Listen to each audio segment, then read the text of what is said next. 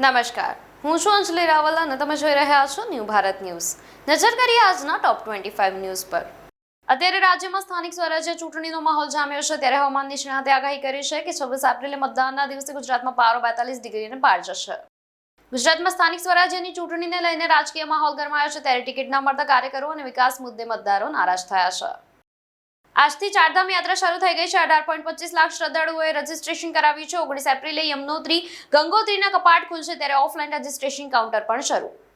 Ahmedabad crime બ્રાન્ચના PSI પર છરીથી હુમલો કરવામાં આવ્યો છે, ત્યારે ભાટ ગામ પાસે એમડી ડ્રગ્સની રેડમાં આરોપીએ હુમલો કર્યો હતો। ઇજાગ્રસ્ત પોલીસ કર્મી હોસ્પિટલમાં છે।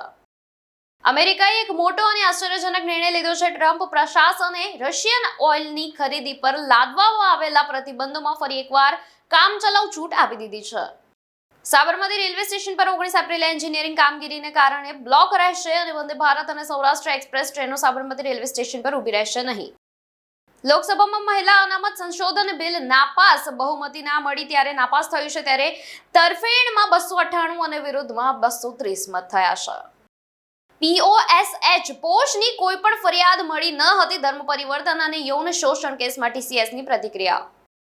હોર્મુઝ રૂટ ખુલ્યા બાદ ક્રૂડ ઓઇલ 13% સસ્તું થયું છે, ત્યારે એક બેરલનો ભાવ 99.39 થી ઘટીને $86 થયો છે। અમેરિકી શેર બજાર 2% વધ્યું। પુણે એરપોર્ટનો રનવે IAF વિમાનના હાર્ડ લેન્ડિંગ બાદ અસ્થાયી રૂપે બંધ કરી દેવામાં આવ્યો છે। આ ઘટનાને કારણે એરપોર્ટ પર ફ્લાઇટ ઓપરેશન 8 કલાક સુધી પ્રભાવિત રહ્યું। લોકસભામાં બંધારણ બિલ પસાર ન થવા મામલે કેન્દ્રીય મંત્રી કિરણ રિજિજુએ કહ્યું છે કે કોંગ્રેસ પાર્ટી અને વિપક્ષને દેશની મહિલાઓના રોષનો સામનો કરવો પડશે। આઈપીએલમાં આજે આરસીબી અને ડીસી વચ્ચે ટક્કર થશે, ત્યારે શનિવારે પોતાના હોમ ગ્રાઉન્ડ એમ ચિન્નાસ્વામી સ્ટેડિયમમાં આરસીબીનો સામનો દિલ્હી કેપિટલ્સ સામે થશે। આઈપીએલમાં આજે બીજી મેચ SRH વર્સસ CSK છે, ત્યારે મેચ હૈદરાબાદના રાજીવ ગાંધી ઇન્ટરનેશનલ સ્ટેડિયમમાં રમાશે અને હૈદરાબાદે છેલ્લી મેચમાં રાજસ્થાનને હરાવ્યું હતું। CSK પણ તેની છેલ્લી બંને મેચ જીત્યું છે। તમિલનાડુના કોયમ્બતુર જિલ્લા નજીક આવેલા સુંદર પરંતુ જોખમી વાલપરાઈ પહાડીઓ વિસ્તારમાં પ્રવાસી વાન ઊંડી ખીણમાં ખાબકતા 9 લોકોના મૃત્યુ નિપજ્યા છે। પીએમ મોદીએ વ્યક્ત કર્યો શોક। રાહુલ ગાંધી સામે એફઆઈઆર દાખલ કરવામાં આવી છે। HC હાઈકોર્ટનો આદેશ છે કે કોર્ટના આદેશ મુજબ રાહુલ ગાંધી વિરુદ્ધ લખનૌમાં એફઆઈઆર નોંધવામાં આવશે। બેવડી નાગરિકતા કેસ અંગે હાઈકોર્ટે એક મહત્વપૂર્ણ ચુકાદો આપ્યો છે। એમપીમાં બેંક ઓફ મહારાષ્ટ્રમાં દોડા દિવસે કરોડોની લૂંટ થઈ છે, ત્યારે 10 કિલો સોનું અને 20 લાખ રોકડ લૂંટીને 15 મિનિટમાં લૂંટારો બાઇક પર ફરાર થઈ ગયા છે। એક રાઉન્ડ ફાયરિંગ કર્યું છે। સોનું ગ્રાહકોએ ગીરવે મૂક્યું હતું। આરોપીઓ સીસીટીવીમાં કેદ થયા છે। હવામાન વિભાગે દેશમાં અસહ્ય ગરમી અને લૂની ચેતવણી આપી છે, ત્યારે દુનિયાના 50 સૌથી ગરમ સ્થળોમાં 20 શહેરો ભારતના છે, ત્યારે મહારાષ્ટ્ર, છત્તીસગઢ, યુપી, તેલંગાણા અને ઘણા શહેરોનું સરેરાશ તાપમાન 36 ડિગ્રી રહેશે।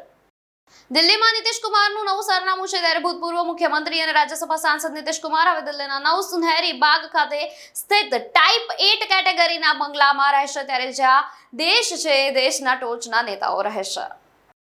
ચાંદખેડામાં ખીરું ખાવાથી 2 બાળકીઓના મોત મામલે FSLનો રિપોર્ટ આવ્યો છે, ત્યારે પોલીસે FSLનો રિપોર્ટ મેળવીને તપાસ કરી રહી છે। જો કે FSL જે છે એના રિપોર્ટમાં કોઈ શંકાસ્પદ પદાર્થ મળી આવ્યો નથી।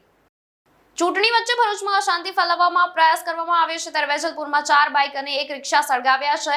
અજાણ્યા તત્વોએ વાહનોને આગ લગાવી હતી અને વાહનો સળગાવી અશાંતિ ફેલાવવા પ્રયાસ કર્યો હતો। પોલીસે સમગ્ર મામલે તપાસ હાથ ધરી। ટેક જાયન્ટ ગૂગલે મેડિકલના વિદ્યાર્થીઓ માટે એક મોટી જાહેરાત કરી છે। ગૂગલે તેના આર્ટિફિશિયલ ઇન્ટેલિજન્સ પ્લેટફોર્મ જેમિનાઈ પર નીટ યુજી માટે ફૂલ લેન્થ પ્રેક્ટિસ ટેસ્ટ રજૂ કરી છે। ઉનાળાના વેકેશન દરમિયાન મુસાફરોના ઘસારાને પહોંચી વળવા માટે વેસ્ટર્ન રેલવેએ વોર ફૂટિંગ પર કામગીરી શરૂ કરી છે, ત્યારે અમદાવાદ, મુંબઈ અને સુરત માટે સમર સ્પેશિયલ ટ્રેનો જાહેર કરવામાં આવી। અમદાવાદમાં મોટા ગજાના બિલ્ડરના ભરોસે મધ્યમ વર્ગના પરિવારોની આજીવની મૂડી જે છે હોમાઈ ગઈ છે, ત્યારે આ જીવનની મૂડી હોમાતા પ્રતિષ્ઠિત કંપની ગોદરેજ પ્રોપર્ટીઝના નામે શરૂ કરાયેલા ગોદરેજ સેલેસ્ટ પ્રોજેક્ટને લઈને રોકાણકારોમાં ભારે અસંતોષ જોવા મળ્યો છે। Food safety and standards authority of India સ્પષ્ટ કર્યું છે કે ફળોને કૃત્રિમ રીતે પકવવા માટે ખતરનાક કેમિકલનો ઉપયોગ કોઈ પણ સંજોગોમાં સહન કરવામાં આવશે નહીં। ઓસ્ટ્રેલિયાને 58,500 કરોડના 11 યુદ્ધ જહાજો આપશે જાપાન। ચીનના વધતા પ્રભાવનો સામનો કરવા નિર્ણય લીધો છે, ત્યારે ઓસ્ટ્રેલિયા અને જાપાને $7 અબજ યુદ્ધ જહાજ કરાર પર હસ્તાક્ષર કર્યા છે। ટોપ 25 ન્યૂઝમાં હાલ માટે બસ આટલું જ। વધુ સમાચાર જોવા માટે જોતા રહો ન્યૂ ભારત ન્યૂઝ। નમસ્કાર।